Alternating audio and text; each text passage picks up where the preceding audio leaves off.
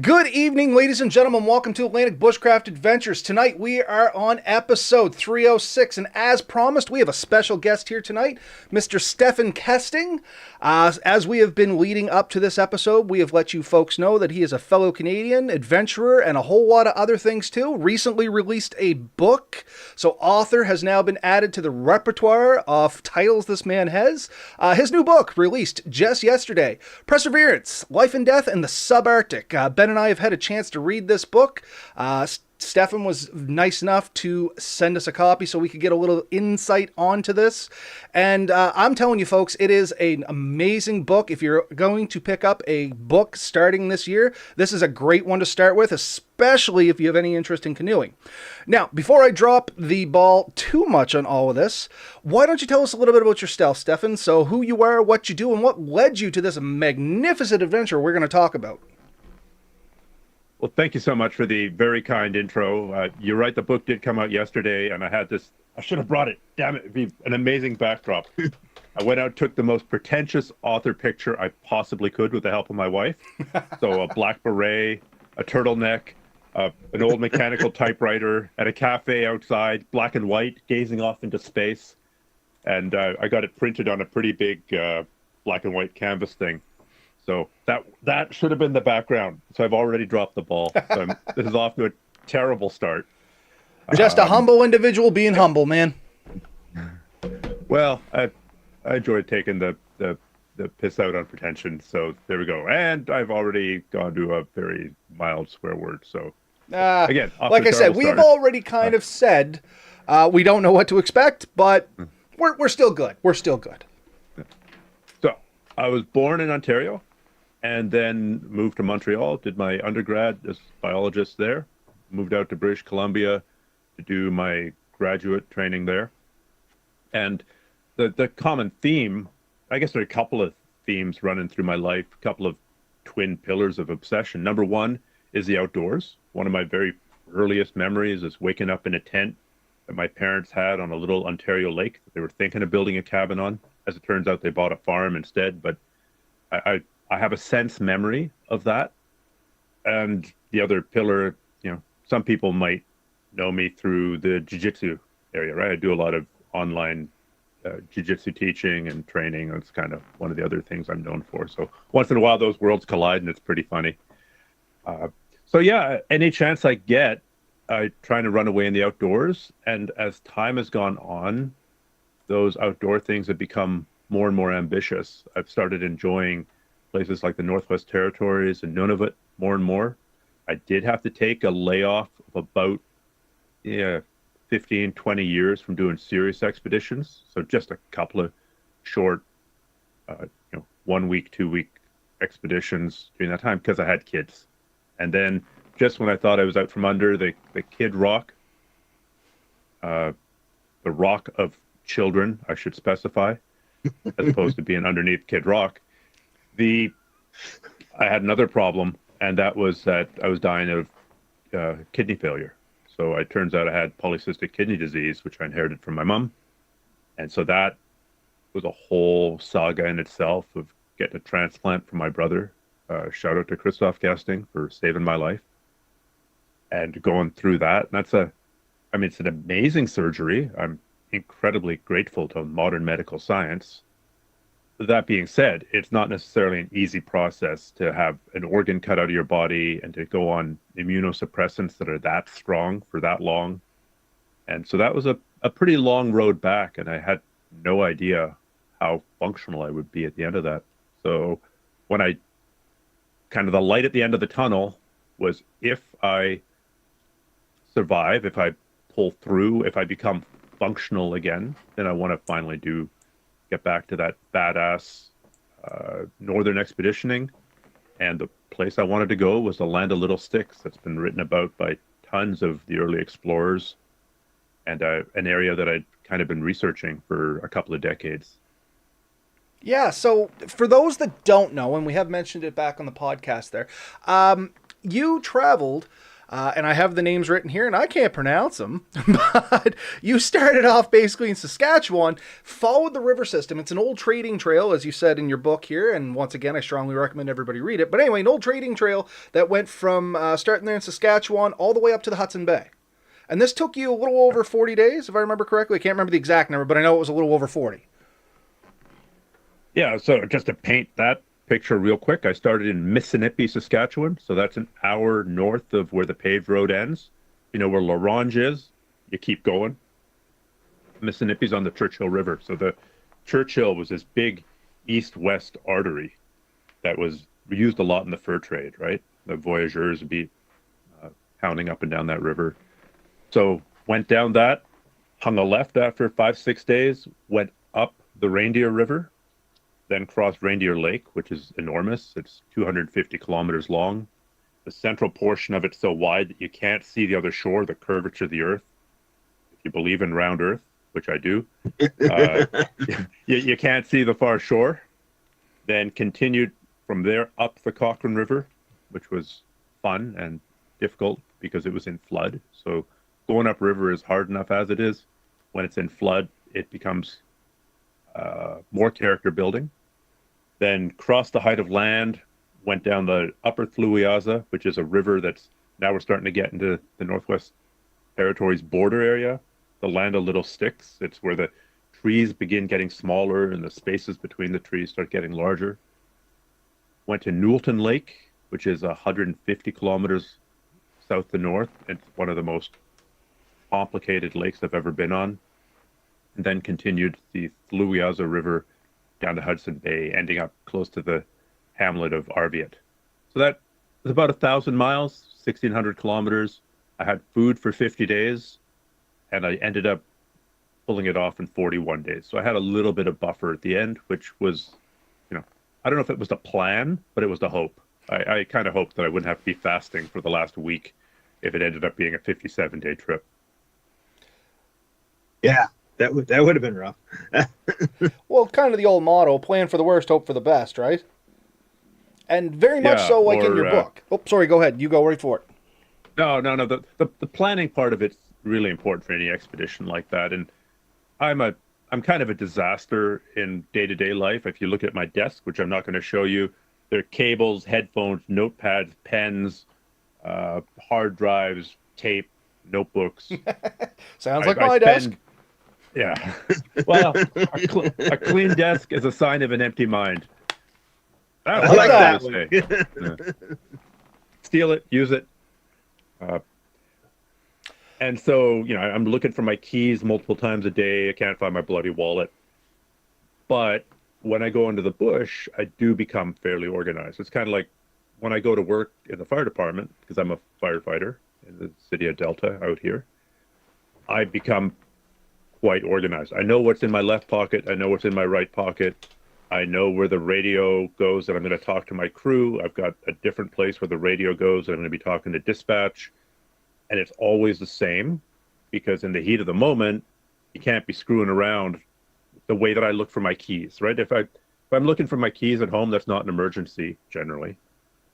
But if I'm looking for my 12 gauge or my bear spray or if I forget my life jacket at a portage, now that's quite serious. So trying to have systems in place. So the researching part of it's the same. I have spreadsheets, and I've got tabs for food where I count the calories of every meal. I have tabs for the gear I'm taking, the modifications I need to make to the gear, the medicines and the drugs I'm taking, repair kit, the route information I have along the way, the number of every bush plane pilot and bush plane company that I can find for 1,000 kilometers, and trying to have that organized because I'm not. So I have systems to keep me organized despite myself. And funny enough, one of our past episodes not long ago was about planning and stuff like that. And we tried to tie it into your book leading up to this, a little build up. We tried to do our homework on this, but it is amazing. You said one thing there that I think's interesting. A different mindset when you're in the woods than when you live your regular life or something similar to that, to that extent. And we've said that a lot too, that sometimes the escaping or adventuring into the woods It brings on kind of a persona or a different part of yourself that you didn't even realize, and that's kind of the persuasion to what we do. You know what I mean? Like, you get out there, you become your own person. And in your book, you talk about the loneliness and stuff like that at the start, but then after you get into the groove of it, you actually see a lot more beauty and solidarity in what you're doing. Yeah, I noticed a real big change for myself, and I'd love to know if other people feel this way as well. Going out for a day or two or three or four is great. Nothing wrong with it. But at kind of the 5, 6, maybe 7 day mark, it really changes for me anyway. And that's, I think, because it starts feeling normal. It feels normal to wake up in a tent. It feels normal to cook your food over a fire. I can still sleep in a tent if I go out for a day, but you're kind of waking up going, oh, right, I'm camping. So that's a big change that happens for me. As to the organization, my wife was just shocked the first time we went out together. I was like, no. We were in bear country for our honeymoon, which was delayed by a year because somebody had to go off and do their own solo trip right after we got married. So when we did our honeymoon a year later, we ended up on the Seal River in northern Manitoba. And there's, again, you're starting in black bear country, going through grizzly bear country, ending up in polar bear country. So I have a procedure. So we're on the tent. I'm like, no. The 12 gauge goes on this side. The headlamp goes here. The knife goes here. The bear spray goes here. Since then, I've added one more item. I've added a whitewater helmet to my kind of supply of bear things. In part, I got to be honest, because it has a GoPro mounted on the top. If I'm going to die fighting a bear, then I want there to be footage of it. But yeah, but also I figure if you're going to protect one part of your body, if you're doing a standoff with a bear, you might as well protect your head. So I've got a helmet, and if there's time, I might as well pop it on. And if there's time, I might as well go, hit the record button on the GoPro too. Maybe it works, maybe it doesn't, or maybe I end up. Maybe was it Werner Herzog makes a movie about me, where you just hear the noise at the end of the movie of me getting eaten. Hopefully not. Yeah. Well, hopefully not. I did notice, like, as we're reading through it, you said a lot of things that we say, and I don't know if it's surprisingly or unsurprisingly, but we talk about like testing gear before you leave and like the results if you don't. And I mean, I know on your early part of your adventure, you had a piece of gear that you didn't necessarily test, and that turned out to be an issue, right? But and I don't know if we should say what that was or let people read the book, but it's up to you. But there's lots of adventure and misadventure in the book. I'm happy to give a real good concrete example of why you should test your gear to back up what you guys say, because you're 100% right.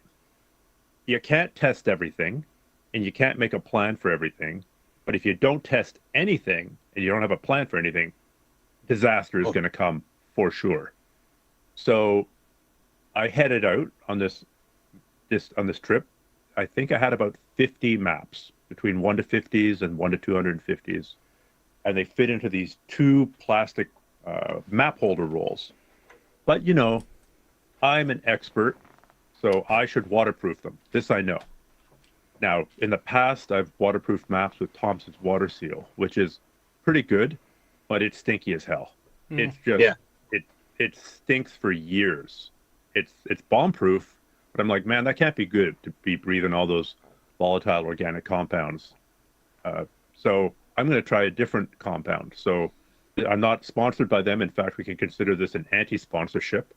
I went out and bought some map seal, like you would at Mountain Equipment Co-op, and quite a bit of it, and painted 50 topo maps, so big 2 foot by 3 foot maps, both sides, multiple coatings, in the bay of the fire hall, actually, on a quiet night shift.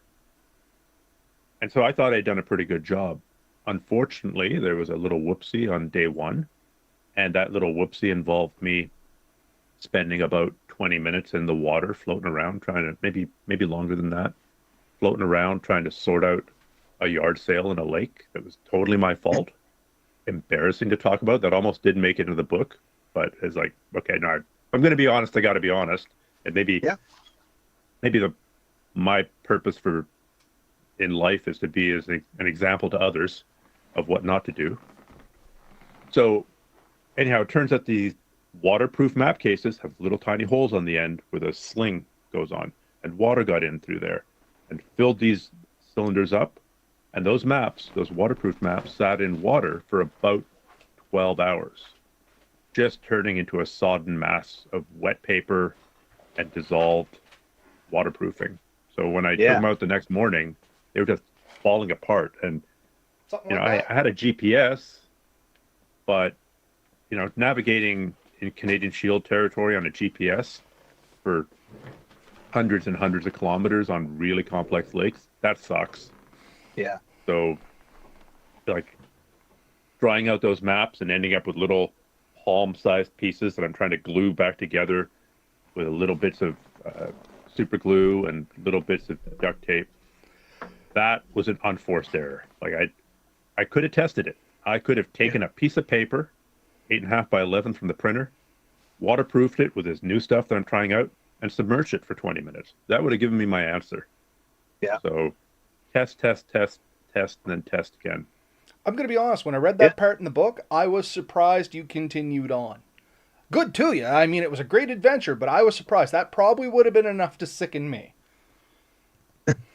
Well, there's also the sunk cost fallacy, right? Like to clear up a 50-day time span in the middle of a busy life when I'm working a job and I've got kids and I've just left my wife. And also, I mean, one of the things I did, I've got a fairly large social media following, is to give myself, basically put a gun to my own head.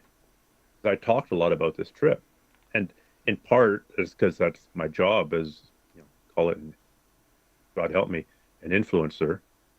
But in part, it's also forcing me to kind of be accountable to other people. It's like this, I don't know, I am not a motivational speaker, but this idea of like, announce your plans so you become answer, so you end up having to answer to people. That's why people hire a personal trainer. They know how to do the weightlifting. They know how to run on the treadmill. They're doing it because I'm paying Biff $80 an hour, so I better go and work out because otherwise that $80 an hour is wasted. So, I created, knowing what I was doing, social pressure on myself because I knew it would be really difficult. Now, I wasn't going to continue at any cost. There's a ton of dead bodies on mountains all over the world of people who are going to continue at any cost, and I'm sure there's some at the bottom of lakes as well. Sure is. But it's I only until the very end I did not give myself more than about a 60% chance of being able to pull that off. I figured, and maybe that's just hedging my bets and giving myself that out, that I don't get in that succeed at all cost mentality, because taking risks is real different when you're single, when you're married, and when you have kids. Like, you're not just taking risks for yourself. I think it's great that Alex Honnold climbed El Cap free solo. That's fantastic, and that's his risk to take. But imagine what would have happened if he'd had his little kid with him and a baby Bjorn while climbing El Cap. People would rightfully have completely lost their minds. So you can take a risk for yourself, but if you have kids, then the whole dynamics of risk-taking change. Yeah, for sure. And for one thing, I'm really glad you left that in. So you said it nearly didn't make it in the book. I think it really kind of got us thinking about like the dangers and the risks, and it makes you very real, which was really important to me. And I immediately connected it to a trip I had done where I sunk 2 kayaks for a similar reason. Is the handholds on the front and back weren't sealed. And every time I go through a wave, I picked up a bit of water. Well, I went across in calm, beautiful weather with my wife. And then coming back the next day, we went through a storm, and we didn't feel like we had a choice. So we went through the storm, and I sunk the kayak right there in Kedge Lake. And it's a small hole that I didn't think about that was slowly pulling in water. And I can remember I pulled it up to the shore, and I pulled the drain at the back, and water shot out like a spring. And it was that easy. Little things happen, and you can't test for absolutely everything. And afterwards, it's like, oh, I should have known that. But in the moment, that was the last thing on my mind that I thought would happen in this canoe. or his kayak. I mean, Oh, what is it? Wisdom comes from experience, and experience comes from making bad decisions. So, yes, that's part of the reason for podcasts like this is so we can share our bad decisions with people, so that maybe they learn vicariously. And that's what I was just about to say. Ben and I don't shy away from our bad decisions. We make light of them, but we always hope that somebody else can learn from them. Why repeat the wheel? Learn from my bad mistakes, because trust me, I know between the three of us here, we have made enough bad mistakes for at least 20 people's lifetimes. So if we can share that kind of information and stop somebody else from doing it, in my opinion, worthwhile. Well, too bad you're not running a dating show, because then I could really tell you about some bad mistakes. Not really our per se, that's for sure. Just a shout out to a few people in the comments here. They have joined on to welcome you there and, just sending the best wishes and stuff. We have a couple fellow YouTubers there. I know there's more on than are sitting in the comments. Hint, folks. But the ones that have talked to us, we got Danny from Red Sand Adventures. He's a fellow YouTuber from PEI. And we have Steven, the Drifting Spore, a local Nova Scotian here. He also is over on YouTube. They are both up and coming YouTube people there. And I encourage anybody that hasn't already to check them out. And of course, check out Stefan as well. You can check out his Amazon page there. You can just search for his book. Once again, that's Perseverance, Life and Death in the Subarctic. And he does have an author biography on there that you can look for. But more importantly, if you search for that, you can pick up a copy of his book. Once again, released yesterday, March 4th. It can be yours for the low cost of $38.95 on Amazon, shipped to your door. Or you can keep listening here, and in a little bit, we're going to give you a chance to get your very own copy for absolutely nothing. But you do have to listen, as the details are only going to be available here on the podcast. Now, the shameless plug's over. Let's continue on. Ben is kind of our resident boat expert here. You two can probably have a lot more conversations than I would. I am just getting new into it, but I did really love the book because it resonated with me as a new person to canoeing. Ben helped me purchase my first canoe. It was remotely, which was the great thing. He looked at the pictures, told me the good, the bad. I told him what I was looking for, and it was awesome. Frankly, it's a canoe that I wouldn't even attempt a trip like yours in. It's an 18-foot canoe, but I have 3 people that's always going in it, plus 2 dogs and all our gear. So I got what worked for me. And reading your book, it was actually really good to learn some things. You know what I mean? Like, I always assumed, I know better now, but like canoeing upriver, I was like, you know what? That's just going to be way too much effort. But after reading your book and how you went around things and missing obstacles, I kind of got the idea of it. I learned that my canoe's not going to do it, obviously, but with a little planning and, a little investment, it's very easily done. And that was one of the big takeaways I had from your book. Just a simple one. But yeah, okay, I can canoe upriver. And I know it sounds simple, but if you've never done it, you don't know what you don't know. I mean, the native people who lived in Canada, including Nova Scotia, Newfoundland, Saskatchewan, Manitoba, Nunavut, they were going up and down rivers. They had to. Those were their highways. It's so much. I mean, going up river is difficult, but it's still much easier than walking through the muskeg. So, I mean, unless you're in some really obscure place. There's this one esker in northern Manitoba that runs for about more than 100 kilometers anyway. So that's the one example that I can think of where it might be possible to walk for a long distance across the muskeg. You'd still have to swim across the rivers, which would suck, but you could sort of walk. If you're not going up the Robertson Esker, you're going to be on the water, historically. And so going upriver was just part of it. And there's different techniques you can use. You can paddle.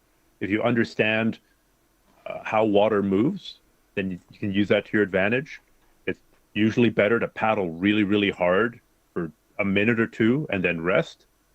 Let's say the current's 5 kilometers an hour. If you're paddling 5.5 kilometers an hour, you're going to make very slow progress. But if you rest for half the time and then paddle 7 kilometers an hour, now you're making 2 kilometers an hour of progress. So that pulsing of work and rest might be the best way. You might get out and wade up the river by grabbing the boat, pulling it up the river like a naughty dog. You might pole. So your canoe might actually work for poling, Rob. Like if you stand up in it And and actually have pull either along the river? aluminum or a wooden pole. That's an art, and you're going to go for a swim when you're learning it. But Part of the fun. that's an Atlantic tradition, especially down in the Maine area. Well, now you piqued my Lining or interest. I'll tracking. have to do a little researching on this. There's a great book by Garrett Conover, who is a Maine guide. I don't know if it's still available, on non-standard canoeing practices. So he covers things like poling, lining, tracking, and even skidding canoes across ice. It's so niche that I was like, when I saw it, I have to buy it because this book will never be a financial success, and then it'll be gone. So I'm trying to. It might be called Beyond the Paddle. I'm not sure. I might have heard of that Conover. book. I know that name, Beyond Yeah. the Paddle. Somebody else recommended it once upon a time in my life.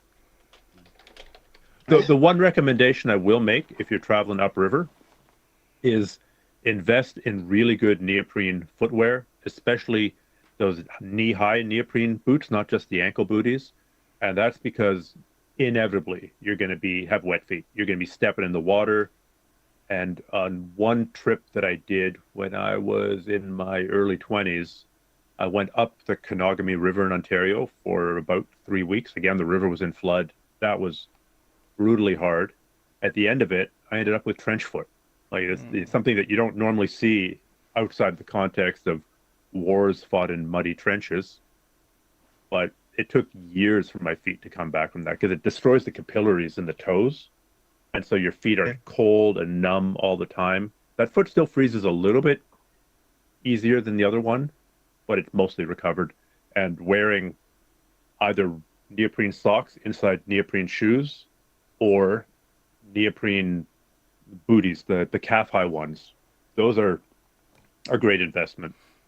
And it's so if you're funny you going mention upriver- it because an awful lot of my friends and family got neoprene socks this year for that reason, for Christmas. And it was because we did a trip in Algonquin, and I was the only one that had the waterproof socks. And it was probably my favorite piece of gear for that entire trip because we got very wet. We got very miserable. It was rainy most of the trip, and we ended up, having to maneuver through some pretty rough terrain and stuff. And dry feet, I cannot tell you how important that is to me in the woods. So So did you have neoprene or Gore-Tex socks? they're more of a neoprene water. I could send you the brand when I get home. I think Bridgington, it was the name that I had. But I got them off Mech and their warehouse sale last year. I stayed in line for 3 hours to get into that sale. I was leaving with something. And I mean the wetsuit socks, even if you get water in them, at least they're wet, but they're at least warm. So yeah, that's something. And then you get this wonderful toe soup at the end of the day. That's just this goopy mess. But at least your feet are nice and clean by the end of the trip. They're not dirty and discolored. Yeah, I mean these seem to resist the water pretty hard. And every time we stopped, I took my shoes off, my socks off, and let everything, make sure they were still dry, and checked it because it doesn't take long to chafe your feet. If you chafe your feet on a trip, it is absolutely horrible. That kind of brings me to a question I had. What was your favorite piece of gear on that trip? Oh boy, I'm gonna say probably my Arc'teryx severe weather gear.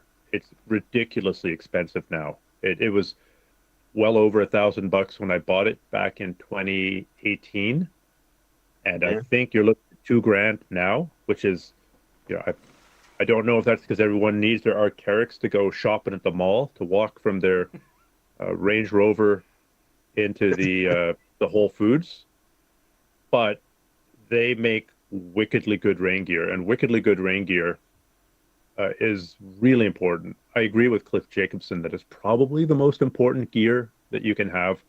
It keeps you dry, and if you're in the water, if the wristlets are tightened and the anklets are tightened and everything's cinched down, it acts a little bit like a wetsuit. Because if you fall in the lake, cold water comes in and you get cold, but then it warms up a little bit. Your body warms it up, and it keeps it, it slows down the convection of cold water coming past and carrying away any of the heat. So it can significantly increase your survival time in cold water. Obviously, if you're doing extreme paddling, a wetsuit or a dry suit is better, but you might be limited for space or money. So really good rain gear. I have not tried the Helly Hansen stuff that they make for sailing, but I imagine that might be comparable. You're giving it It's a okay. so-so? I have actually tried that stuff. It's pretty good. Like their life suits are great, but the rain suit stuff you're talking about, it's not bad. It has its faults, is all I'll say. Okay. I don't own a use- set. I've used a set, so I don't want to say too much where I can't put it through rigorous testing. Bay of Fundy uses the Mustang survival suits for their whitewater rafting, and I don't know how many people wear those, but when you take the trip, they give them to you. We did it in October, and that water was cold, and we all went out. We all fell off the boat at some point. So I know those. Do you think that would work for a paddling trip? I'm going to say no. I think it's too heavy. It would slow. It's tire out bulky. your arms. It's very Yeah. bulky. I hard would be- dexterity on it. Yeah, I think getting in and out, you're more likely to end up in the water because you won't have that maneuverability to get in and out, and paddling would probably be so much more exhausting. And I know, like in your book, like some of your days, you covered some really good territory some of those days, and other days you struggled to do less because of wind and weather and everything else. So, but you were often really tired at the end of the day. You pushed yourself quite hard. And yeah, something that's going to add to that effort would definitely have been a disadvantage, I think. Yeah. If we're willing to pay $200 or $300 more for a paddle that's a few ounces less, which I am, because you're moving that damn thing 20 or 30,000 times a day over the course of a 12-hour day, then you really got to start doing the math on, this. It'd be even better is a spacesuit. Like a spacesuit would keep all the bugs out, and it would be like outer space is colder than that water. So why not wear a full spacesuit? I have considered for tripping wearing a dry suit, but a breathable Gore-Tex dry suit. In the end, I decided no. And again, if people have tried this out, I'd love to hear their experience. I decided no for a couple of reasons. For one, getting into it and out of it is a pain. Maintaining the seals in the field is a pain. Going for a quick pee if you got zippers in the right places, that's possible. But say you're in your tent, you just got to go out to check your bear alarm or whatever, and it's raining. Now you're going to take the 10 or the 5 minutes to put on the dry suit as opposed to just throwing a jacket on. So I will wear a dry suit if I'm whitewater playboating. They're fantastic, but I've never yet taken one on a trip. One of our acquaintances, fellow YouTubers, Sean White of Old Bastard Outdoors, he did some early trips in canoes, and he generally was wearing, because he was doing early spring and late fall ones, he was wearing a dry suit. And if you get a chance to talk to him, he could really tell you the ups and downs for sure. But yeah, that's exactly what he was doing. Now he's into sea kayaks, and he spends a lot of time doing that. Yeah, it's an interesting question, and it depends how long you're going for. I imagine the temperature of the water, how much camping. I mean, if I was doing a whitewater intensive trip, say the Dog River going down to Lake Superior in basically a 13 or 12-foot playboat, that would be different from trying to cover thousands of, 1,000 miles constrained for time. It's a different thing. I'll have to get that guy's name off of you. I've got the memory of a sieve, so Anytime. You got my contact information now anyways. So we do have a question for you from the comments, if I can interject just for a moment. So we have RM Shoots joining us here, another fellow YouTuber. Now I'm stumbling over my own words. Stefan mentioned a 12 gauge. Is this your preferred defense in the wilds for practical purposes or legality? Not familiar with Canada's gun laws. I know they can be strict. Thank you. So RM's one of our southern brethren. But we do have some people joining us from all over the globe, so they're not 100% familiar with the Canadian laws. We do have some pretty stringent, strict laws here, but aside from that, what's your thoughts? Well, I mean, you should never trust legal advice that you get around the coffee table or on YouTube. So we'll start with that. That being said, there's an understanding in the bush that you carry what you carry. I mean, obviously, you should have a license for it.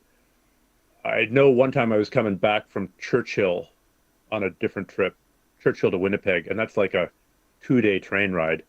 And the conductors were laughing because the last time that train had done that run, it picked up a couple of German guys who were walking down the track. They decided to walk from Thompson, Manitoba to Churchill up the railway tracks. Now, it's an old train. That train goes through the flattest areas of Muskeg, and like the toilet, when you flush it, it opens and just drops it there on the railway ties. So they were walking like 500 kilometers through Muskeg, through over railway ties that had human waste dumped on them, say. So they decided to call it off wisely. But they walked into the train, and they're in Canada, they're in the Wild West, and they walk in, they've got their rifles, and I think they had a rifle and shotgun. They're like sitting with it across their laps in the train car, and the conductor's like, no, hang on. You can bring that on the train, but you can't be bloody sitting here in the passenger compartment with your hardware. So, they're I've not ever had any problem. Now, I did look at the data. There is not a ton of data on bear spray versus firearms. There are 4 studies that I'm aware of. 2 of them, there isn't a lot of data. They're more assertions than research. But the other 2 are pretty clear, and that both of them work. But if you had to choose one or the other, that bear spray actually works a little bit more frequently than a firearm. Now, that is heresy for a lot of people. That gets a lot of people really upset. I carry both. I usually carry both. I mean, I don't pack a firearm when I'm hiking. I don't pack a 12 gauge if I'm going for a paddle around a lake. But if we're talking far north, I carry both. But it's interesting that why would the data exist that bear spray is a little bit more efficacious on average than firearms? And I think it's stuff like if a bear's coming straight at me and I take bear spray and I fire it sideways at 90 degrees to the bear, it still creates a cloud of noxious vapors and noxious aerosols. And bears are so much more sensitive to smell than we are. They're like 100 times more sensitive. So I've gotten bear sprayed while fooling around with bear spray, and it's pretty awful. I would imagine it's 100 times more awful for a bear. There was also a guy this summer who was getting mauled. Like a bear showed up, jumped on him. He pulled his bear spray but couldn't deploy it. So it got him down to the ground and started biting him. So he covers his neck with his hands. The bear bites through the bear spray. It explodes. Bear runs away. So he got mauled. But, if he'd laid a 300 Magnum across the back of his neck or a 12 gauge or 10 gauge elephant gun, that wouldn't have driven the bear off necessarily. So that's a long preamble. I usually take both.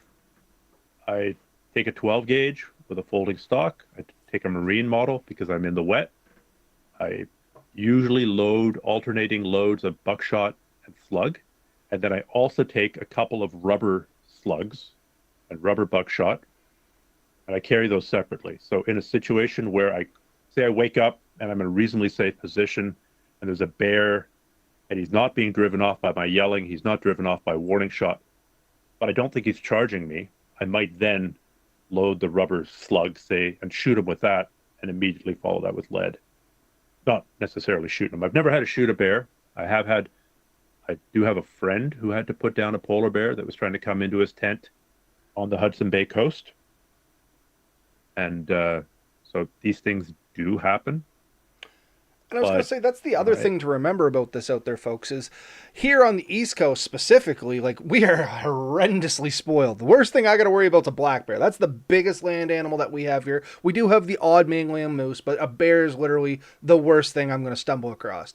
Even on the West Coast, you folks out there got cougars and stuff like that, and the further you head north, now you're getting into grizzlies, polar bears. Like, there is extreme predators the higher you go up towards the tundra.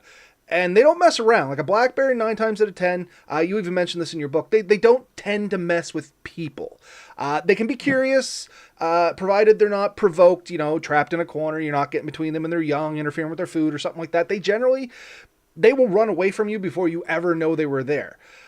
Unlike a polar bear, an apex predator, it will beeline for you. You are nothing more than a menu item at that point. Much like a cougar, I think. And polar bears are really sneaky too, because when you think of how they hunt seal, they'll go down in the ice and they'll see a breathing hole and they will crawl towards it. It might take them hours.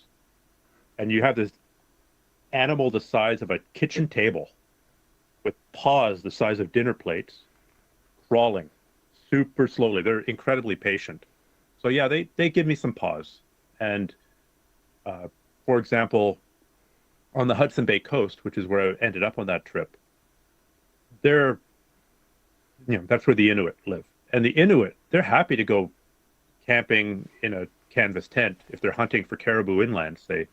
But not many of them, I'll say none of them, will stay in a tent on the coast. The coast is a different thing because you're dealing with the polar bears. So I was in a tent, and I really did everything I could to minimize my time on the coast. And I also had an alarm. There's a real cheap, like $80, $90 thing that I bought out of the States called a pack alarm. I don't get paid by this guy at all. It's a great piece of kit, PAK alarm. It's like a spool the size of, a small grapefruit, and it with a monofilament line that you can put around your tent. I rig it slightly differently from how they recommend, but the general point's the same. And it really does give a lot of peace of mind. I've tested it many times, usually by walking into it in the morning while I'm trying to pee, because you can't see the line. I've had a caribou walk into it and get tangled in it. I've had it set off by birds. So never had it set off by a bear yet, but at least you know it works. It really does make me sleep better. And that's just it. I said, at least you know it works if other animals are setting it off. And one thing I did want to touch on, and I don't know if I'm cutting you off here, Ben, but I do want to get it in beforehand. You mentioned the indigenous tribes as you were talking about there. And in your book, you actually, in your travels, crossed with the Cree, if not multiple times. What was that experience like? Now, coming from somebody like me, like I am, East Coaster, we do have indigenous people here as well, but we don't...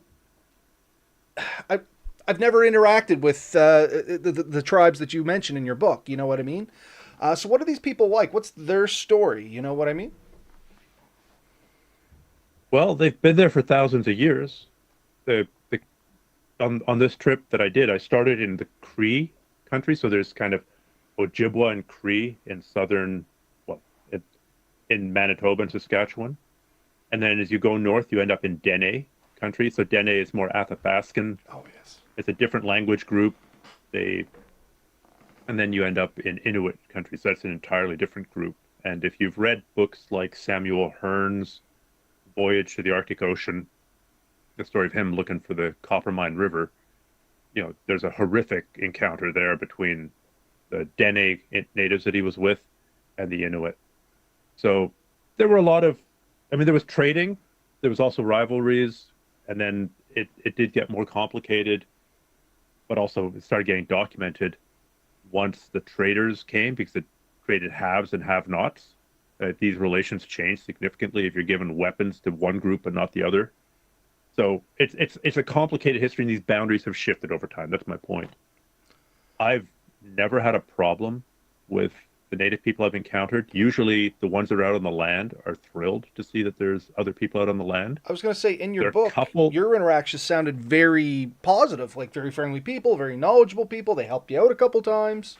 I mean, there are a couple communities that are more standoffish.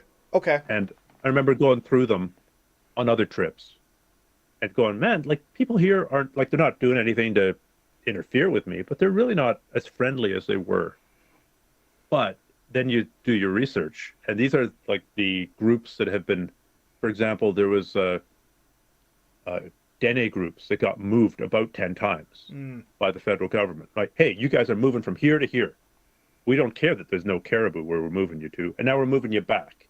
And like that era that's documented by Farley Mowat in a bunch of his books. Now, Barley Mowat, you should never rely on what he says as the absolute truth.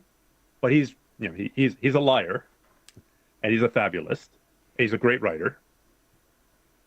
But God help you if you take his advice on navigation or run in white water, because you'll die.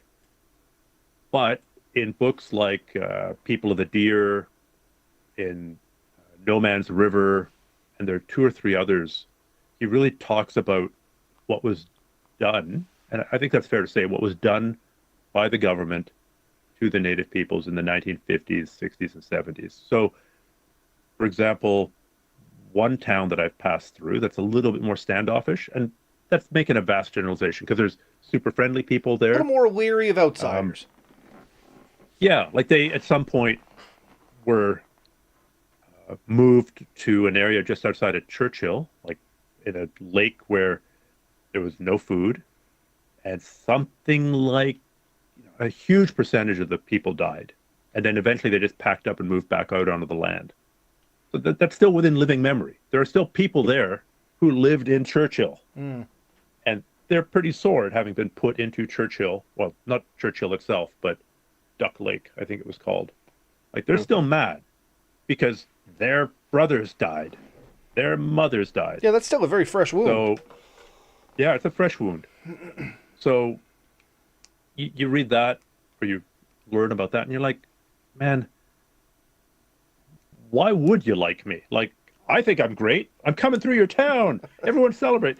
Dude, you're just another white guy coming through. You're here today. You'll be gone tomorrow. And that makes sense, honestly. I really want to emphasize that's the vast minority of interactions that I've had. Oh, absolutely. Not 100% folks out there. Don't misunderstand. Not bad people. Had bad experiences and very understandably weary. Yeah. And also incredibly helpful. Like, I've had, Native elders take hours of their time to go through a route and go, oh, you better watch out here. And there's good camping there. And this is the easier way to go there. And if you're fishing, which I wasn't, but if you're fishing, this is a really good spot. So, you go to a town like Churchill, where it's polar bear capital of the world, nobody locks their doors. Nobody even locks their cars. And in part, that's because this sense of community, and that's a mix of Inuit, Dene, Cree, and white, and international, living in this town, and everyone leaves the doors and cars open because you could have run into a bear at any point, and then if you go to a door to get away from the bear, it better be open. So that, like, show me a place in Canada or the U.S. or even Europe where that's the standard practice. I don't think you're going to find it. I happen to be in Newfoundland right now, and a lot of doors aren't locked. And all right. So, but not as openly, I would imagine. I stand corrected. Especially the small communities, but I think that is a small community thing too, where a lot of people do share. It's like a lot of camps in the woods. I think there's a lot of places it's illegal to lock them because somebody stumbles across them. Nova Scotia has the same rule. They may need it for survival. Last summer on a trip, I ran into a camp where the doors were locked. I was like, what the hell? Like, I could have gotten in if I had to. I could have broken a window. I could have cut through a wall. But I was irritated. Like, I wasn't starving. I wasn't freezing. Everything was good. But what if I had been? Yeah. Like, what if I'm hypothermic and my hands are so cold that I can't hold a knife to cut through the side of that essentially they had like a tubular tent set up as their mess hall, but the door was locked. Like, that to me seemed like a violation of, I don't know, the Brotherhood of the Woods. Yeah. 100%. There's a couple of rules I've always lived by. Like, you leave the stove ready to be lit. And if, you try to leave some food, canned food, non-perishables, if you can, in places like that, in case the next guy coming through doesn't have those advantages. But you said something else too about, like, elders willing to share knowledge, like fishing, canoe routes and stuff. And I think anyone who's ever out there, if you have a local be it native or whatever, that is willing to sit down and share some information with you. That is valuable information that you can't put a price on, and you oftentimes can't get anywhere else.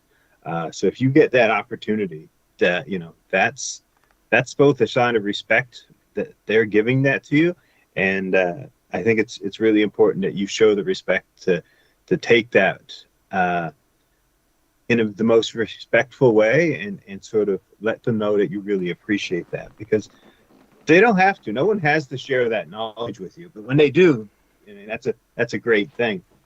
And that's the thing. All this. Sorry, go ahead, Stefan. I'm not going to cut you off, man. You go for it. Oh, I was just going to yes and you, Ben. I totally agree.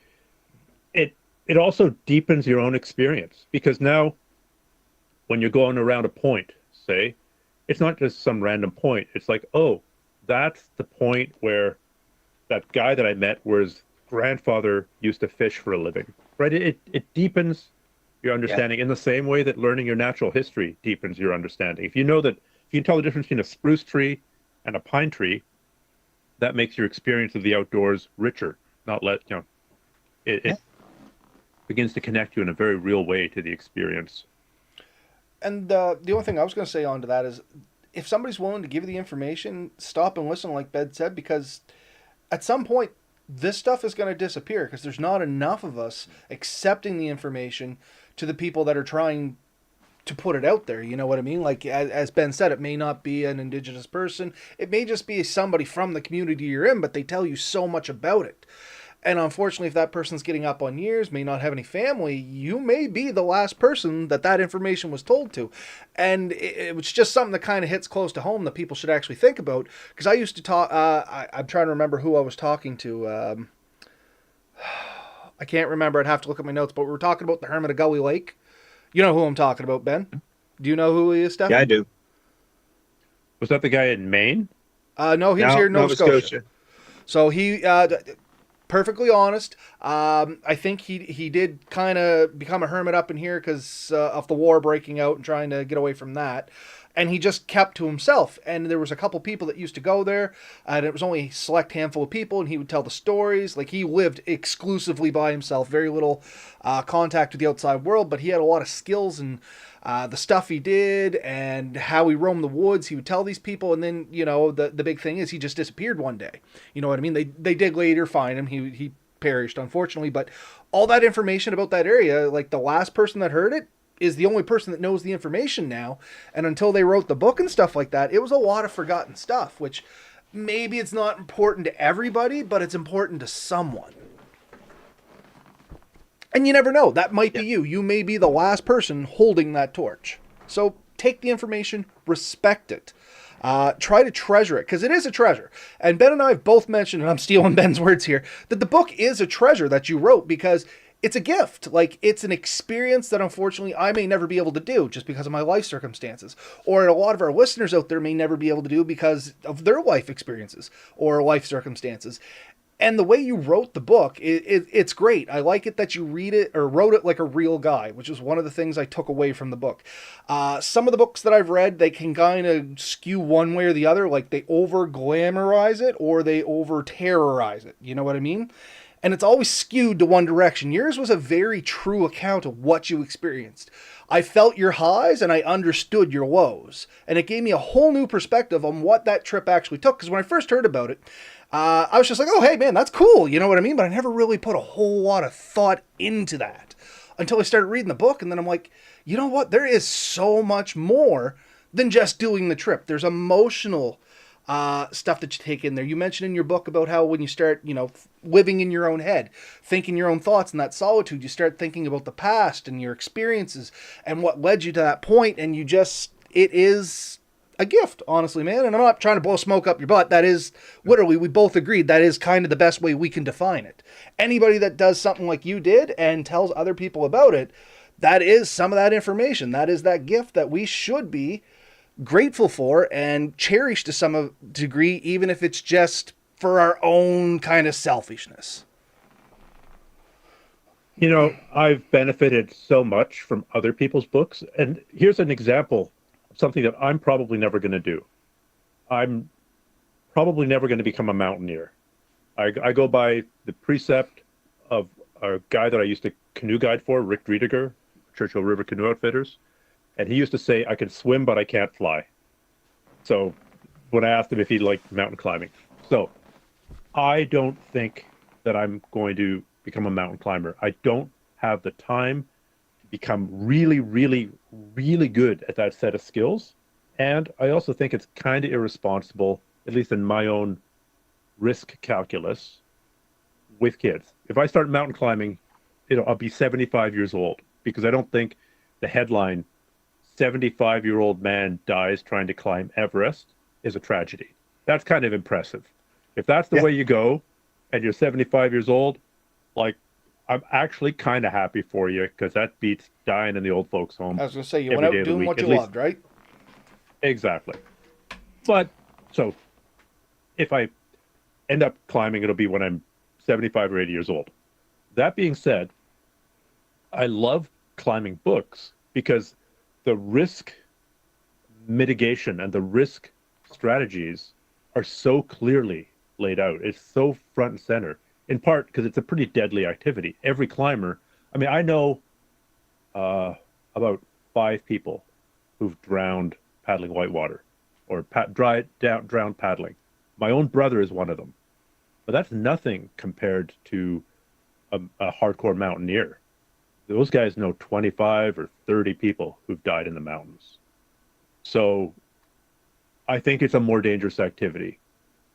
And it puts the decisions that you have to make around risk, it makes for such a clarifying example that I've drawn quite a lot from it. I mean, I kind of get sick of using the climbing Everest example, right? Like this idea of when is the right time to bail out on something. You're paddling across a big lake.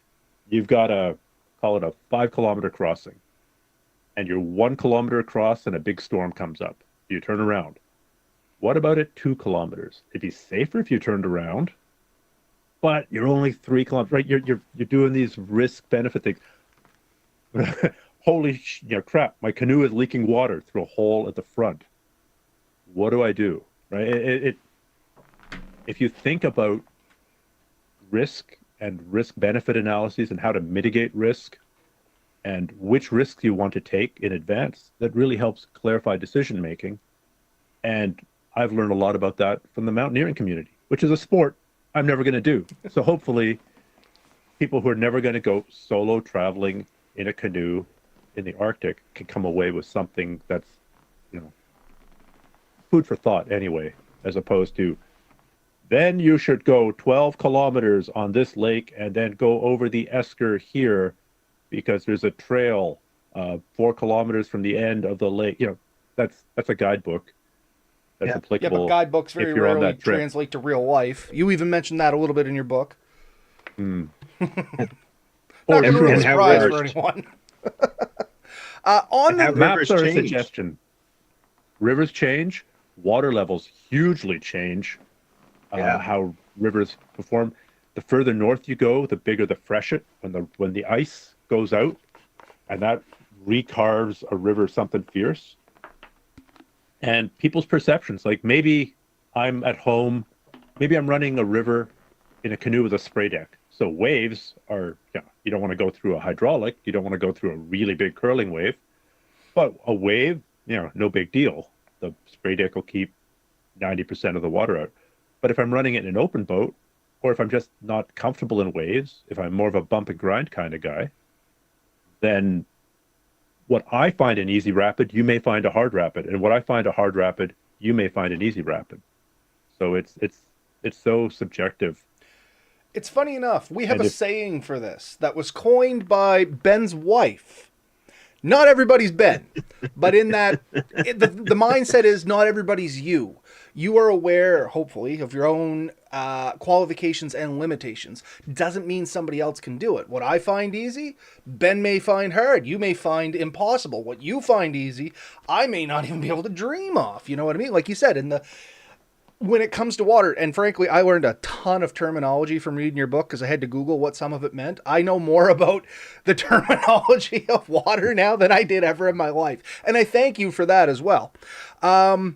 So just before I hand it back over, a couple comments here that I want to catch up on. My wife, of course, joining us here in the comments as well, saying she's going to read the book now that I'm done and this has been done, because I've been kind of guarding it close secret until this whole thing has been done here. But her latest comment here, I'm loving your book recommendations. What is your favorite book for bushcrafting knowledge or a great adventure? Other than yours, obviously. Well, yes, of course. Mine is first, second, and third in my list of priorities. Man, it really depends what you want to learn. I think for canoeing, since that's kind of what the topic is, I think I have to go with two. I'm going to go with Path of the Paddle by Bill Mason. And that's a very much on the surface, it's a how-to paddle. How to sit in a boat, how to make it go straight, how to make it go left in whitewater, how to make it go right. But the whole thing's a Trojan horse. Yes, you learn paddling techniques, and yes, that's where I learned to paddle. I learned to paddle from a book. And then practicing, and then taking courses, and then working people. But that's where I learned. But the whole thing's really a Trojan horse, because he speaks about the wilderness, and he speaks about the process of canoeing with such eloquence and such passion that you get swept up in that. So it'd be possible to read Path of the Paddle and then say, man, I'm going to go hiking and become a hiker, and take that same passion that he had for the outdoors and go into a totally different area. So Path of the Paddle by Bill Mason, it's old, it's a classic. I'd say it's all applicable, although there have been some developments in some areas. But you know what? I think you could make an argument for it being the greatest Canadian book ever written. And then I like Cliff Jacobson's book, Canoeing Wild Rivers. That's a book that I read so many times and used as a checklist getting ready for my expeditions, that I actually wore it out and had to buy whatever the latest edition is. It's full color photos. It's amazing. So Cliff Jacobson is very opinionated. I don't agree with all his opinions, but you know what? I'd much rather have somebody going, damn it, this is the way to do it, and it's my way. As opposed to, yes, well, there are 3 or 4 different ways you can do it. I'd rather have one person's opinionated opinion. Me use words real good. Me write book. And have that passionate argument for one way of doing something. And then you see that argument in its best light. So, and Cliff Jacobson's also a really decent human being. I've interacted with him a couple of times. He helped me with some research for a trip that I was doing. He's been on my podcast. He's old now. He doesn't get out as much as he wants to, but that was a really good book on sort of the trip planning. It's more about how to pitch a tent and how to feed a group and how to fix a canoe if it breaks and how to deal with bugs. So those are 2 recommendations. It's more if I may, the bushcraft end of things. Yeah. I know you mentioned a few authors and stuff throughout the book, and it definitely piqued my interest. And I did it on a Kindle so I could write notes, and so the columns of my book are quite wrote up now. But if we're talking adventure story, then that's different. I think like the prototypical adventure story, Canadian adventure story, has to be Samuel Hearne's Travels to the Northern Ocean. Like that man and the natives that were with him essentially walked from Fort Prince of Wales, Churchill, across the tundra for thousands of kilometers to get to the mouth of the copper mine and back. And it's basically written at a time that's not that far since post-contact, right? It was only 50 or 100 years post-contact. So yeah, that had changed the dynamics of the native people for sure. But it's still, you're talking about first-hand accounts of people chasing down caribou in the snow by running after them until the caribou dropped from exhaustion. And that's how they hunted. Like, that's pretty damn cool. Yeah. And really, like, talk about living close to the edge. He doesn't always paint the native people in a positive light, and sometimes he paints them in an incredibly positive light. It's, again, just one man's opinion. And of course, that was, he was born in England, so he's coming with English opinions. Take all that into account. but it's still an amazing story, and it's kind of a snapshot of what northern North America would have looked like not that long after contact with Europeans. It's amazing. What was the author's name again in their story, Stefan? Samuel Hearne, Hearne. Hearne. Perfect. I'm making notes of all your book recommendations here because I'll try and include them in the comments for anybody that is interested. Yeah, okay. Thank you very much, sir. I had a thought and now it's gone. Somebody help me. It'll come back to you, no problem. There's an awful lot of personal growth, I think, found through that book, and a lot of introspection. And I think we've mentioned a little bit of this before. And there's a couple of other people I've followed in the last little while that have done similar trips in their own medium. But that's something I've noticed both recurring, but also it's interesting because I really like that. I like how people kind of get into their own head and share some of that stuff. And I think you share a lot of your history and what drove you. And what do you think you got most out of this whole trip as a result of that? Well, certainly it was an opportunity to explore the limits of my own endurance and begin to develop tactics around dealing with self-doubt. Because there's a lot of times, or there were a lot of times when I really, really didn't think I could go on. And then you get this, I liken self-doubt to this animal that lives in a cave in the back of your head. And when things are going fine, it shuts up, it hibernates. But when things start going wrong, it starts coming out and starts whispering in your ear. And, telling you, oh, you've done enough. You've done enough. It's okay to quit. And maybe it is okay to quit. You need this dichotomy of figuring out, is it truly dangerous to keep going? Or is this just this animal of self-doubt? And so learning to recognize self-doubt when it comes knocking, as opposed to like shut it out. You can't shut it out. It lives in your head. You can't keep it out of your head. But to be able to go, oh, there you are. Like, there you are again. I knew you'd be coming because today was a pretty rough day, and kind of like welcome it into your house, and it kind of steals some of the power of it. Yeah. So that was an example of a tactic that I started doing. Another one was breaking the task down into as small a piece as possible, right? The journey of 1,000 miles begins with a single step. Okay. So how do you take that first step? And then how do you lie to yourself? How do you bargain with yourself? How do you bribe yourself to take the second step and the third step? And part of that is really breaking down the task into as small pieces, into as small a piece as possible, or smallest sequence of pieces as possible. I'm not going to paddle all day. I'm not going to go all day. I'm just going to go another 100 strokes. Let me just count another 100 strokes.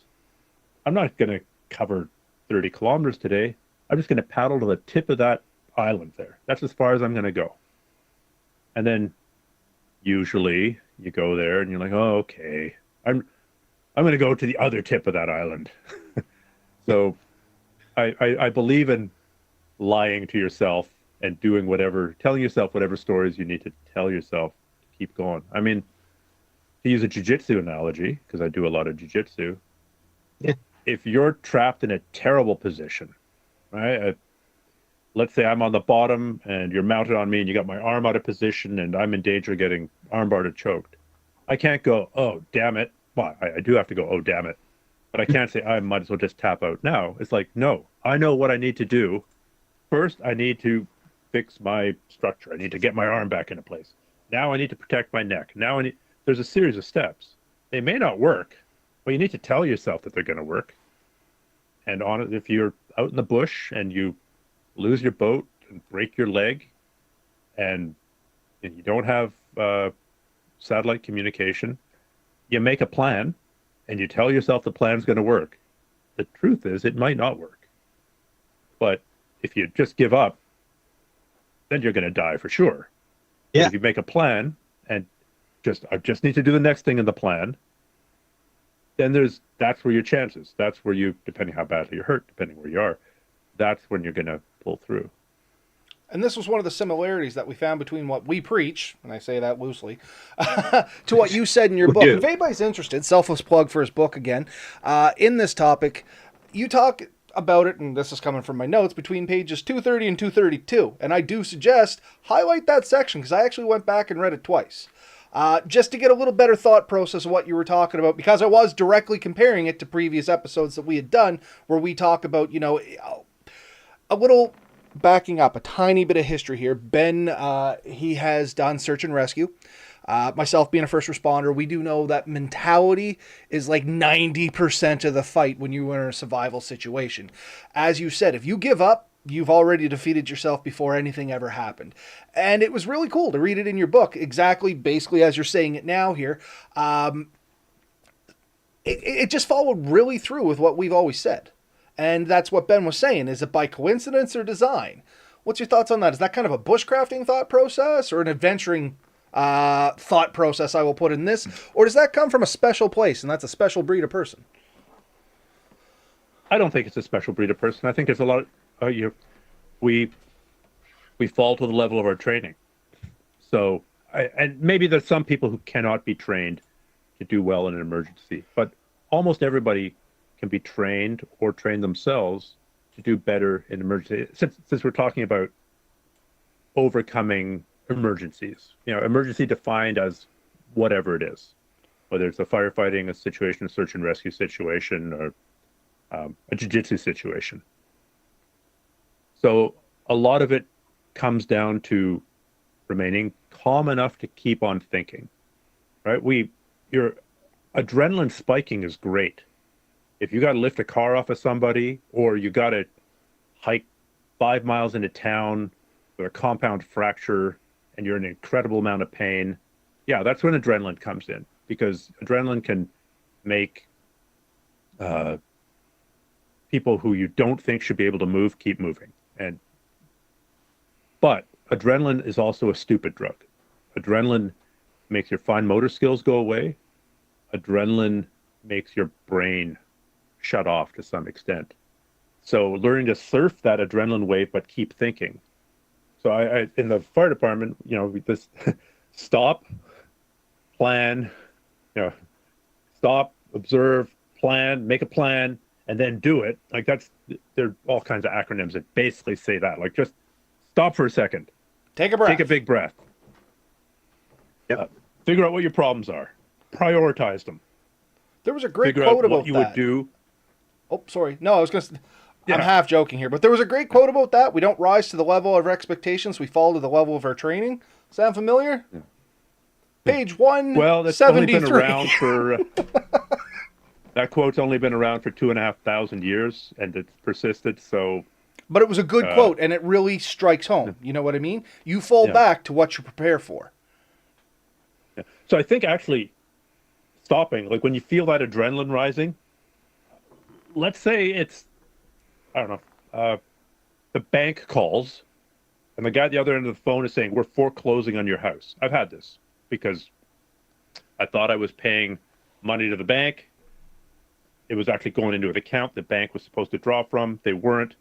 I get a phone call going, yeah, so as of tomorrow, you owe us $800,000 or we're going to foreclose on you. So it's not a life and death situation with a bear, but it feels like a life and death situation with a bear.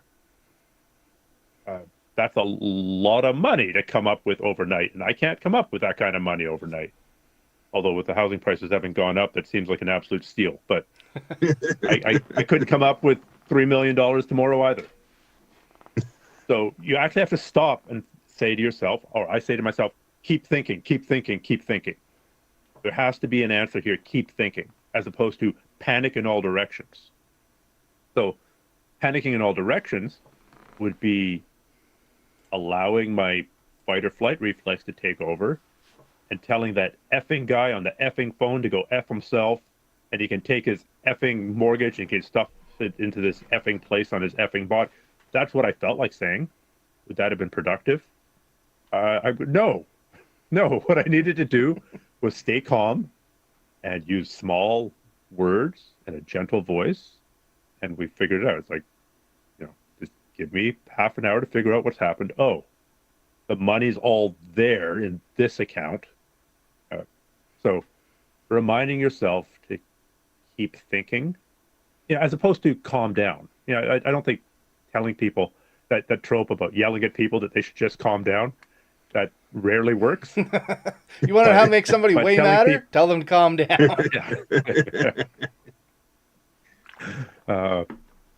I say it sometimes to my wife as a joke, because it's exactly the wrong advice, and she knows that I'm giving her exactly the wrong advice, and I usually only get punched a little bit. but the keep thinking is a positive thing. Yeah. So, I mean, of course, there are times to just go full berserk apeshit mode, right? If you're being mauled by a black bear, fight like your life depends on it. Because it does. Yeah. Yes. So then scream like a lunatic, do everything you can, go berserk. Cool.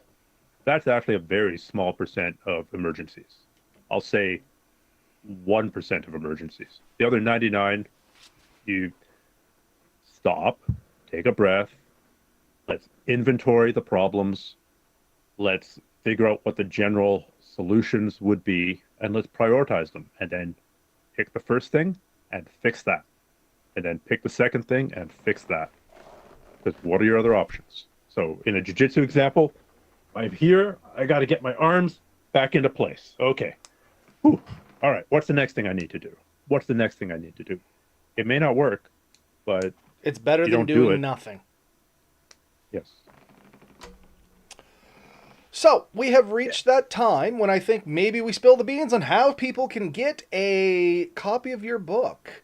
If you've been with us so far here, we are at an hour and 15 minutes. As you know, our shows usually go a little less than this, and we're cool with that. We said it was going to be a longer show because you're a real interesting person. And I purposely held this out for as long as I could, but I do think this is probably a good time to shove it in here. So do you want to take it, Ben, or do you want me to do it, buddy? I think you have everything planned out. I'm going to let you run with it. Okay. And I'll correct you if you make a mistake. Add in where I fudge up. So, if you are interested in grabbing a copy of Stefan's book here, we are going to be giving away... How many copies did we agree on there, Ben?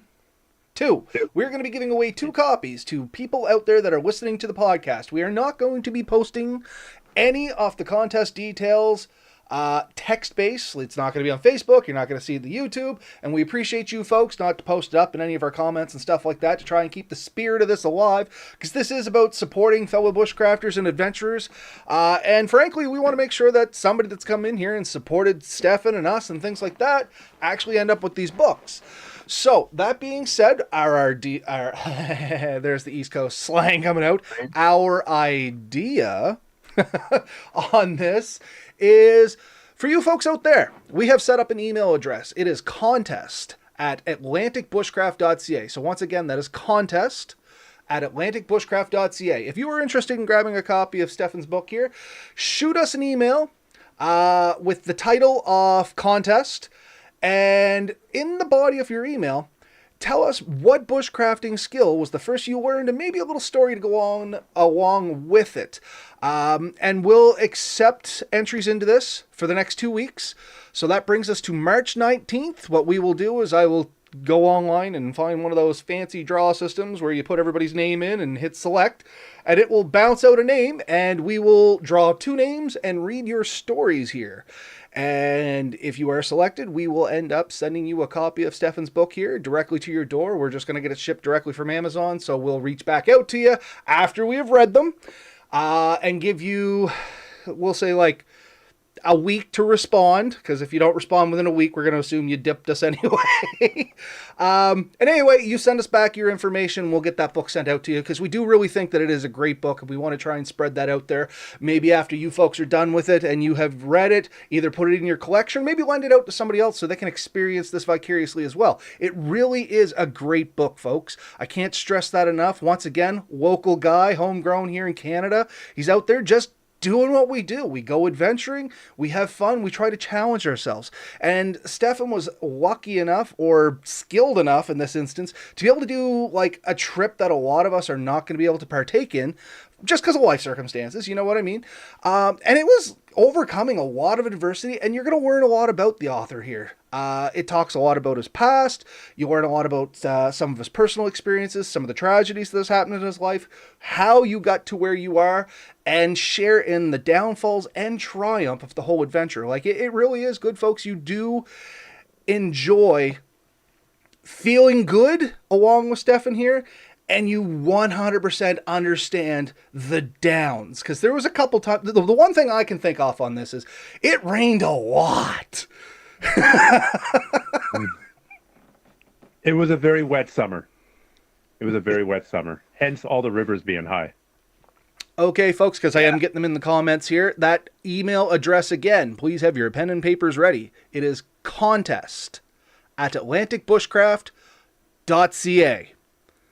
So once again, contest@atlanticbushcraft.ca. At this point, you can rewind the podcast if you need it said a few more times, or just shoot us a private message, and I don't mind sending it out that way. One, I don't want it posted up so that it doesn't get full of the spam bots, and I have to take hours of weeding through junk emails about, random crap. And once again, I want to make sure you folks are actually listening. This is not a podcast, or not a podcast. It is a podcast just to give away information.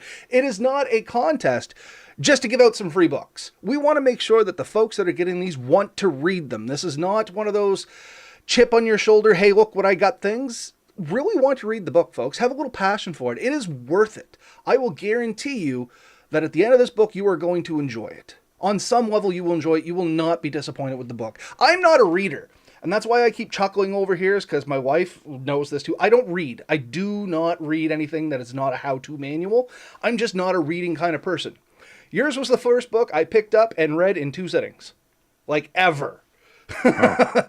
And it was because I wanted to. I enjoyed it. I was curious to see how it went. It intrigued me. It made me feel something, which is odd because everybody will tell you the only thing I feel is stupid most times. Let's see. What's the comments over here? Knowing the difference between your reaction and your response. This is back to small planning and stuff like that. Always thinking about the 1-10-1 rule for following through ice. Know that the first minute is shock response. You'll have to get through it. 10 minutes of useful movement. And then about 1 hour before a lack of consciousness. And we've talked about this in the past too, and I'm sure you've heard it as well, Stefan. And then a couple things for the email there again. This was a really great interview chat. It's nice to have a longer episode of ABA again. And yeah, I know it's nicer to have the longer episodes, but believe it or not, all the metrics where we share this stuff, they like the shorter shows. But we knew this was going to be a longer one, and we enjoy having these longer episodes, especially when we have a wealth of knowledge on. Once again, we don't pretend to be experts. We're just a couple of guys that play in the woods that tell you our tales. Much like Stefan over here, but he is certified in some of this stuff. You know what I mean? He actually has done the training, taken the courses, not just fumbled his way through life. Well, maybe you did, but you're better at it. Certified or certifiable. Take your pick. We're all certifiable. All right, I think everybody's got the email address and stuff there now. So how do you want to end this up? Do you have any final thoughts there, Ben, that you want to get out? Because I know I've been kind of steamrolling this, and I apologize for that. For the first time in my life, I actually had an agenda. And then my tablet died, and you realize that I actually went completely off course. No, I mean, honestly, I could talk to you, Stefan, for hours, and maybe we'll have a chance to chat again. I know you're not far from me, so we could chat at some point. But no, I really want to thank you for sharing this with us, for coming on. You reached out to us, and I'm very happy you did that, because I would not have known that you were local, that you had this book, had you not. So that was a wonderful gift for us, I think. And yeah, I wish you best of luck, and I hope it somehow ends up on a bestseller list across the world. But we'll see. Wow. Okay, so that's a high bar to clear. I think as of earlier today, it was the #1 canoeing book in Canada, which is something. But now we're going for. I was all proud about that, but now you're telling me that unless it becomes the #1 book in the world, that it's all, I just feel bad about myself. So thank you for Absolutely undermining my not, but it confidence. definitely has the ability that a lot of people are going to enjoy this. They don't have to be outdoors enthusiasts. You told your story in such a way that it is relatable to the common Joe that could pick this up and just wants to have an adventure of their own. From never leaving the comfortableness of their couch, which I'm pointing to over here, which you can't see obviously, but from the comfort of their own home. Believe it or not, we have often been the #1 bushcrafting podcast in the world. Okay. It's not on. I think we're 4 or 5 right now, but if you Google it, we do show up in almost always the top 5. There's a couple of other charts that we don't believe because they don't agree with that, but yeah.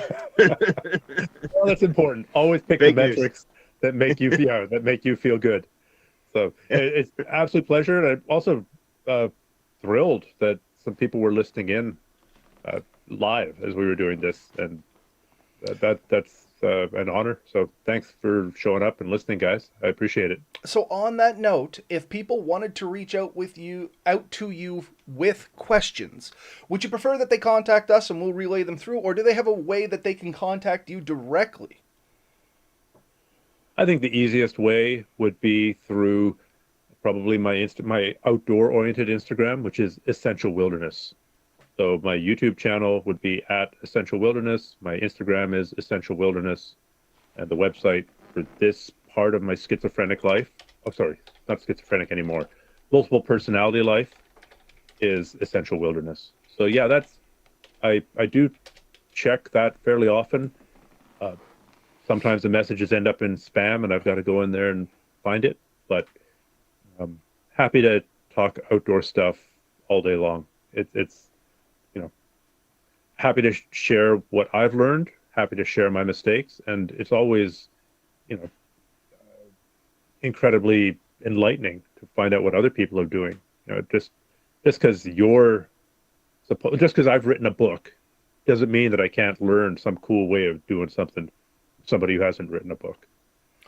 And I guess the last question for me is, and this has not been pre-rehearsed, folks, if in the future the chance arose, would you be interested in coming back on and maybe following up on this episode to tell us a little bit about where you have been since, how the book sales have gone, how publishing a book and stuff have gone, maybe just to touch in a little while and a quick blurb on that. Is that something you'd be interested in, sir?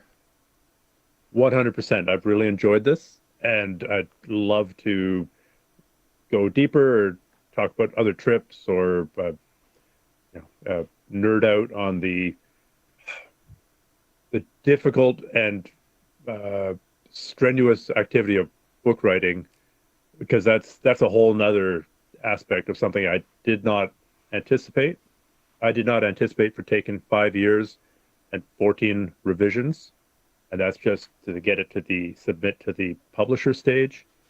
So that did require some perseverance in and of itself. How's that for plugging the name of the book? What did it take again, Stefan? Love it. Stefan, it took perseverance, right? Yes, it did. All right, so that's awesome. Now, like I said, we are kind of coming up on an hour and a half. Unfortunately, we do got to kind of wrap it up here. Final thoughts from yourself, sir. What is something that you would like to tell people about the book that maybe we haven't covered here, or just about you, or just in general? This is your time to shine. What would you like our listeners out there, and keeping in mind the majority of them are on the podcasting side, they listen to this audioly, they don't have the visual cues except for the folks that come back to YouTube, and they're from all over the world, so it may not be Canadian specific. Broad brush. It's funny, I've been thinking about this a lot recently. So yes, I went and did a solo canoe trip by myself, 41 days. Most days I didn't talk to anybody. The last 21 days of that trip, I didn't see a human being. And so, yes, it's something I did by myself, but was it entirely by myself? The answer is no. I mean, I had a wife who let me go. I had kids who were okay with me going. I had my brother who gave me a kidney. Without that kidney, I would not be tooling around in the outdoors. I didn't have to call a bush plane because I didn't lose my boat and I didn't break a leg. But if that had happened, I would have had to get out my satellite communication gear and call a bush plane or call search and rescue. Quite likely have the Canadian Search and Rescue fly out of Edmonton in a Hercules to come get me. I didn't call them, but they were there. So that's another layer, concentric ring of people who are supporting my solo trip. The people I ran into along the way, there weren't that many, but there were Native elders who helped me. And there were other people who, if I had been in trouble, would have helped me. At the very end, I didn't want to paddle Hudson Bay. I've paddled Hudson Bay. It's terrifying. I had 2 Inuit come out from Arviat to pick me up. That's again part of my solo trip. Ultimately, if you had dropped somebody off in the middle of that landscape 8,000 years ago, right after the ice receded, they would have had no idea of where to go. All they see is water and lakes going in every direction and rivers here and rivers there. They don't know where those rivers go. It's the Canadian Shield. The river could be pointing north here, but it actually goes south. The river could be pointing east here, but it actually goes west. You could spend 2 weeks on a lake looking for the exit and not find it at all. So I'm indebted to the cartographers. I'm indebted to the early explorers, and I'm indebted to thousands of, at least hundreds of generations of Native people who developed these trade routes. So I guess my point is, even though I did it alone, I didn't really do it alone. I did it with concentric rings of support from other people.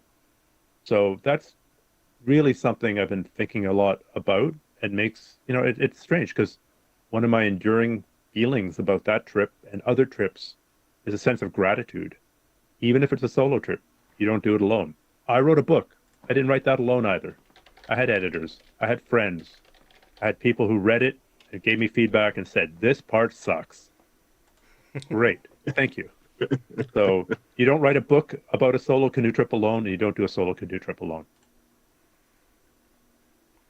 Just as a little random tidbit of information, there has to be a couple people out there listening, because we already have entries into the contest.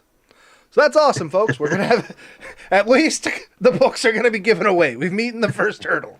It's been wonderful having you here, Stephen. Like I said, if you are open to the opportunity, I'm sure we can arrange to have you back on here. Maybe not even about this, maybe about something else if it's something you're interested in. You've been a pleasure to have on. You are a wealth of information. You are a great individual that gets out there and does a lot of stuff that some of us can only dream about. I think it would be awesome to have you back on here and continue sharing some of that knowledge. Like, we talked a lot of different topics here tonight. We're at an hour and a half, and I think we have only scratched the surface on what we could talk about. We could have literally like hours worth of a podcast here and still probably only be delving on the surface of stuff. But that might be a little extreme, but if you are willing to come back, man, we will reach out to you and we'll figure out how to get you back on here. Give you the email address one more time. The email address, one last time, contest@atlanticbushcraft.ca. So if you're willing, we'll get you back on here. Definitely, we have so many topics that we could pull your knowledge from, like just satellite communication alone. As you're talking about things, I'm sitting here, oh my gosh, yeah, you'd be a great individual to have on for this topic, this topic, this topic. So we won't harass you to no end, but we will drop you a message from time to time to see if you're interested and maybe have the time to give your 2 cents. I would love that. Awesome. Final thoughts, Ben? No, I think you guys have covered it pretty good. And I think, like we always tell people, get out there, have fun. Let us know how things are going. It's stories like this that really help us keep doing this. So, thank you, everyone who listened. All right, folks, we'll see you all next week. Once again, if you want to check out Stefan's book, that's Perseverance, Life and Death in the Subarctic. It was released yesterday. You can pick that up on Amazon. Just search for the name. The link will also be in the description of both the YouTube, the Facebook, as well as the Spotify account. And Spotify, as most folks know that understand how that works, goes out to everywhere else. And I assume the description will be in there as well. If not, look us up on one of the previous said mediums, because I'm not smart enough to figure out how to correct it anywhere else. All right, folks. Thanks again, everybody. Y'all have a good night. See yous now.